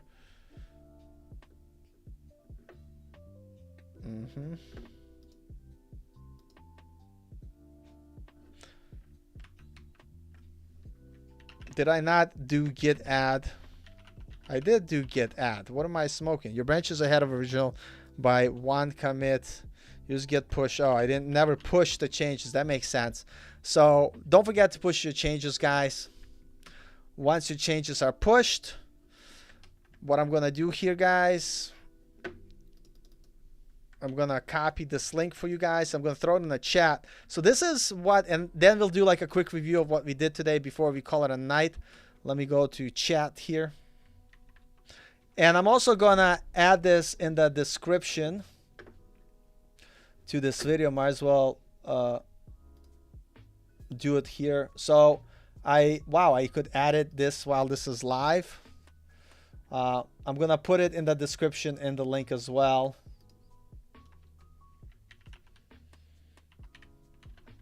So you guys have access to it. So yeah, if you guys want to take a look at it, and this is always going to be here for you guys in the description, so you guys could look at it, use my code as oh no, save it. I didn't save it. Oh, what's happening? Maybe you can't edit the description live. I don't know. But anyway, after the show, I will add it. I also put in the comments here. This is fine. Okay. But I'll throw it in the description for you guys. Fantastic. I think it's there. And yeah, and so let's review what we did. So we initially started about this idea that planning your application is super important. You shouldn't just start willy-nilly building stuff. And so what we did is we decided what we're going to use for this project. For our front end, we're using React, REST API, style components, Tailwind, then eventually GraphQL. For our back end, we're using Strapi 4 with REST API and GraphQL. We haven't installed GraphQL plugin yet. We do that much later, but that's the goal. For our database, we're using Postgres for our database and Cloudinary to host our images that we set up today. We set up our Postgres today. We're going to eventually deploy our application on Heroku for the backend, and front end will be Netlify. We also talked about the minimum viable functionality that we need. We basically need people to be able to sign up, log in, be able to add a team, create a team, delete a team, update, add, and create the same thing. I don't know why I even said that. And view the team. And then our last feature of the sprint will be able to send an invite via email, use the token and team ID that we pass via the email URL. So people will be able to go to custom registration and they're able to log in, which will basically update the user association by adding them to our team automatically, and they will have their own view. So that's the basic functionality. We're not going to add any additional functionality until this is done, because it's so easy to get off track when you try to do too many things. And the reason why I made this in gray, because I felt like that for the first sprint, that's already too much. We're just going to focus on this first. And then we figured out our data structure. We have our users, where we have our first name, last name, image, avatar, a job title, email, password, all that good stuff. And for teams, we have our name, description, and user relation. We didn't talk about the front end yet. We're going to talk about it next, because we want to finish setting everything up on the back end. And the good news, what did we accomplish today? Well, we were able to download Strapi, and we don't need to worry about the code right now. We downloaded Strapi, and if you're curious where you could get it, is you could go to strapi.io, go to their, that's not what I said. I said strapi.io, autocorrect, you're out of control. You like autocorrected me by 20 sentences. You click get started, and you could follow the guide. If you get confused, you could review this video. This has all the documentation stuff, so you just click getting started here, throw this in. We also set up our Cloudinary account, which is fantastic. You could go to cloudinary.com, and most importantly, our Strapi is now running.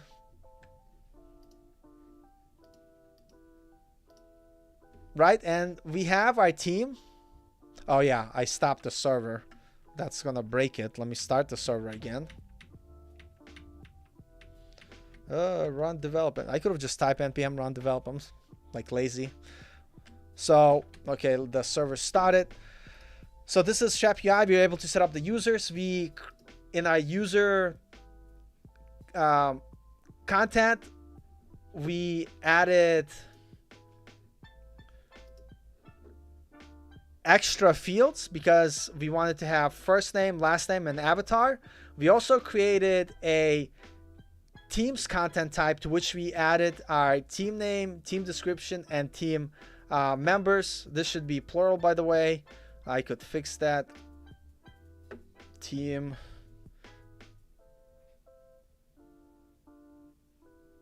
members. Finish.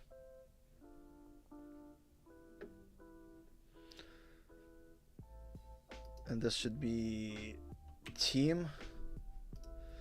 But that's like, Strapi allows me to add that really quickly. That's nice. And then what's awesome, by the way, guys, let me save the changes here, is that now we could actually go and to API/teams, and we have our data here. So we have our team name, team description, and the user information is still hidden. It's not being shown, which, like I said, you don't want to publicly show users information if they don't have the permission to see that. And we'll set that all up later. But basically, look, you have an API that returns JSON data. So next stream, what we're going to do, we're going to create a Heroku account, because we don't have time to do that today. And we're going to work on deploying our API in its current state to Heroku. And the reason why I want to deploy everything first and right from the start, because I want to make sure that all of you guys get used to, kind of, when building application, think about deployment and getting it up and running right from the start and go through the full process. Instead of waiting and building like these megalithic features before deploying, build super small, tiny, bite-sized features and then deploy them, because that way you have the whole development cycle done, and then it just becomes a case of adding additional features. So anything you guys want to ask before I run here? I just want to say thank you guys so much for joining this amazing, I don't know if the stream was amazing, but you guys are amazing. If you guys haven't smashed the like button, you don't have to. I get it.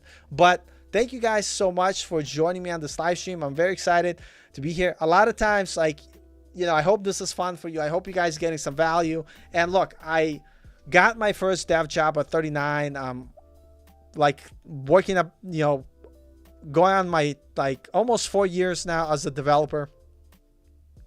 And it was a hard transition for me because I started really late in my life to make the transition, and it was very frustrating. But let me tell you this, and there's other people that I know that joined my community when I used to have more time for it, who I gave some basic, like I shared my journey with them basically, and they followed kind of in my footsteps. Don't get me wrong, they did all the work, and they both got hired. The girl, maybe some of you remember Katya, she's already been working 6 months at her current role as a React developer. There's this other girl, Anna, that got hired not too long ago. She lives in the city, and she got hired as a Python and Django developer. I believe she's been killing it. And so people are making these changes. You just have to not get caught up in the hype and understand that you have to just focus on doing the work and, you know, doing the right steps. And on the Tuesday night live stream, I talk mostly about the type of project you're building, why you should build a project, and kind of coding that project with you guys. But on my Saturday stream at 9 p.m. Eastern time, I talk about all the soft skills that you need to get hired and the basics that you need, like LinkedIn, your GitHub, your portfolio website that you buy a template. Don't build it yourself if you're just starting out, and other tips like how to write your resume. And so I made a lot of mistakes, but I'm finally getting to a point where I'm getting a lot of recruiters connecting with me.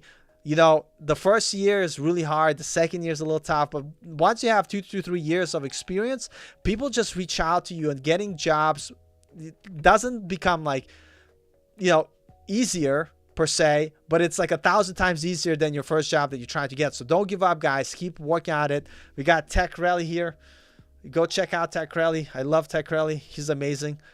I've been so busy that I've been neglecting my relationship with Tech Rally, and he kind of was upset a little bit because, you know, it's like we were really good friends, and now I don't call him anymore. I feel really bad, Tech Rally. I hope you know that, like, genuinely. But with that being said, go check out Tech Rally's channel. He has a lot of great stuff. He's also been doing these amazing like front-end CSS and JavaScript challenges, which are really cool, especially if you're interviewing for front-end, and they fall into this kind of like take-home assignments where you should be able to code the thing. So I really like some of the videos that he's been putting out, so definitely check him out. And with that being said, guys, CS Projects, what's up? Great to see you. Tech Rally, I bet you say that to all the girls, but deep inside we know the truth. It's real beef now. Look at my new hat though, Tech Rally. There's some Korean pride right here. I'm a big fan of the K-pop. I bet you guys didn't know that, you know? So I represent. But yeah, no, Tech Rally, we definitely got to jump in on a live stream, like whenever you want. It'll be awesome. We need to chat, hit it up, catch up. But I've been like, just to be honest with you guys, like I've been really busy, and like I was kind of talking how like the first year is hard, second year, but 2-3 years into it, building up some experience, like building up your authority on LinkedIn. The reason I do these YouTube like videos, believe it or not, it helps. Like the blog that I had and sharing the content that I write, even if it's a little bit, it makes a big difference. So I'm at a point where I'm starting to get a lot more job interviews, and like I'm recently like applying to a job, and the interview process is kind of cool. The company I'm applying is like super awesome. We'll see how it goes. I'm keeping my fingers crossed, but I've had my 4th interview. I think there's 2 more final interviews left, so it'll be super excited. And so a lot of times I'm really busy because just trying to look, not making any money on YouTube. They're not paying my bills. So for me, I have to double down on my ability to code. And this is why I say, like, following channels like mine, like Tech Rally, people that are actually working as developers and sharing the journey that it took them to get there is very important. My favorite K-pop is look, you stopped me. I can't tell you what my favorite K-pop is. No, it's NCT, 100%. NCT is by far the best. Why? Because that's a long story. I actually have a lot of like I'm too lazy to get up, but I have like a bunch of their CDs and stuff, and that's where I got the hat from their sticker album. Now I just like music in general, so to me it's cool and pretty awesome. And how's the podcast with John from TechRally? No, it's going good. I've been trying to commit to that once a week, but I'm trying to get back into a normal routine of at least making some videos, but mostly between like work. My contract role is like right now on fire. So much work, and like I kind of sound like I'm complaining. I'm not complaining. I'm very thankful to like God, the web dev gods, that I'm able to have a job, and so this is awesome. And I'm curious how a relationship works in Strapi. I think they slightly changed the difference in version 3 to version 4. So I have to dig deeper into documentation. If you're not too far in a project, though, I would recommend doing Strapi 4.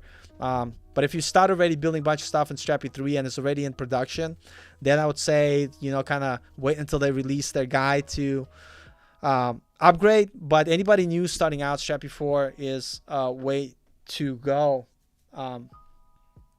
So yeah, but to me, like, my goal is just to become a better developer, and so I try to focus most of my energy on that, even though like I wish I could do more YouTube stuff and kind of like be able to become a YouTuber. But at the end of the day, it's like you have to prioritize what's the most important thing. And for me, being a better developer from the day before is number one, because at the end of the day, YouTube could disappear.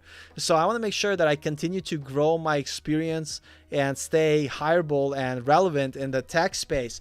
But with that being said, and here's an argument for, I know, for instance, TechRally loves Twitter more than I do. I love YouTube. Some people love blogging. Being active on LinkedIn, guys, getting on tech Twitter, getting on LinkedIn, even doing some YouTube, some of the, like, I could count on both my hands, which is actually a lot, right? The number of interviews I had, because either someone I met on LinkedIn, I had a bunch of interviews from people I met on YouTube, weirdly. And so getting yourself out there on the social network and staying active is actually a very good strategy to help you grow your awareness and to help you kind of grow in this community to be able to land opportunities. And so it's very important to make friends with other developers that could help you, make or introduce you to other people that could help you get hired. That's so important to do that. Yeah, it sounds like you have a lot to do, and I do have so much to do. Being developer pays the bills. Yes, the bills. And guys, let me tell you, like, from personal experience, like, when you start into this journey of being a web developer, software engineer, whatever you want to call it, getting your first job is super hard. Getting your second job is a little bit harder. Third job becomes a little bit easier. But one thing that I see firsthand, regardless if you start making 40, 50,000 your first year. My first year, I made $13.75 an hour. But I could guarantee to you guys that within 3 to 5 years, it's very possible to get 100K and up in this world. And this is why, like I don't want to say do it for the money, because I think if you do it just for the money, you're going to hate the work you do. You got to love it. But, I heard stories like people, graduating, there's obviously not every degree is the same, but people graduating out of college and after 4 years making like $40,000, $50,000, $60,000. And then here's somebody who did a bunch of self-taught studying, put the stone to the grind wheel, or whatever that expression is. And then, first job was whatever, then you're making 80, then 90, then it's like it's up there from, you just keep going. And so to me, anybody who's getting to this field, if you like it, persevere, you will make it work. You just have to work for it. This is one thing, like TechRally and I were talking about it on his stream a little bit. He was saying how he does one-on-ones. I actually stopped doing one-on-ones for now. I just don't have the time. But what frustration he had is when people ask him for legitimate tips and help that could help them get hired, and when he gives it to them, they don't implement it, right? It's like, yeah, it's like, why are you paying for one-on-one if you don't want to hear what the person is going to tell you? And so the thing that separates people from the ones that will get a job to ones that won't is that people that will get a job, they will do what it takes no matter what. Doesn't matter if they listen to me or TechRally or watch whatever YouTube channels or don't watch YouTube channels. They relentlessly work until they get the opportunity. And you have to go after it. You have to be not afraid to fail, to be embarrassed. Go to interviews, go to meetups, do the work, continue to upgrade your skill, continue to build, better projects each time as you can. And it takes time. Guys, I started to code like a long time ago. I didn't take it seriously until like I was 36, 37. And it still took me 2 years to get a job. And then even the job that I got, it was low pay, and I stayed there for a year and a half. And it's like, but I needed the experience. And so it's not an easy journey. I mean, it's different for everybody, but don't lose hope. Keep it up, keep it going. You guys are going to get there. That's awesome, CS projects. Yeah, and believe it or not, that stuff helps. That makes a difference. It's exactly what I said like the last stream. I've really focused on making friends who are in the industry. And I know it was a little bit easier because we didn't have the pandemic, but I went to meetups. Like, I'll just put it in perspective. I'm not saying go extreme like this, and some of my friends who are going to watch this are going to get upset with me, but I used to do Brazilian Jiu-Jitsu, I used to do MMA, and that was the life and world I was living. And so everybody who was friends with me, there were other black belts, other professionals in the industry that I used to hang out with. We all did jiu-jitsu. It was awesome. We traveled. And then when I became a developer, it's not that I did not want to be friends with them, but I basically changed my mindset to like, I'm not a jiu-jitsu guy, I'm a developer. And so I have to be in the circles that developers belong to and be friends with developers on free time that we talk about code and all this other stuff. And so I literally focused a lot of my effort on building those relationships and a lot of my opportunities. And people don't like it when I say this, but it's going to be true a lot of times is you can't get hired just apply to a million jobs 100% sure, but you will have a better chance if you make friends and you ask them to refer you to the companies that they're already working in. And it is the fastest way to get hired is getting hired through someone you know. And I hate to say that, but if I didn't, I would be the biggest hypocrite and the biggest liar. And so building relationships. And my current opportunity that I have, and I'll let you guys know after all the rounds of interviews, and it really opened up my eyes in terms of how to, not just the interviewing process, but also how to get to the interview and how to build your experience. And just so many lessons learned that I think will help a lot of people to open up their eyes on the mysticism of interviewing, because there's no one step that does it. Hey, Tech Rally, great to stopping by. Thanks so much. We'll have to like catch on, either, talk on the phone or do a live. Yeah, no, I'm taking care of myself. That's why I've been kind of off. No, health is wealth. But that's why I've been cutting down on YouTube and stuff like that. Just because I was working and making sure that I had to have free time for myself. But bro, we got to catch up, talk for sure. Like, sorry that I haven't chatted with you. Just life is life, YouTube was just a small part of it. But we'll definitely have to catch up. I still have lots of love for you, my man. Don't you ever forget it. I love you like a brother. I love everybody like my brother and my sister. But yeah, so guys, don't give up. But anyway, I'm going to bring this stream to the end. Thanks so much for jumping on. I hope you were getting some value. I like it. I love chatting with you. I wish there was a more interactive way to do this. It'll be awesome. And thank you so much. Wish you all the best wherever you are. I hope you have the greatest rest of the week. I hope everybody's doing good. And with that being said, have a good night. I'll talk to you guys later.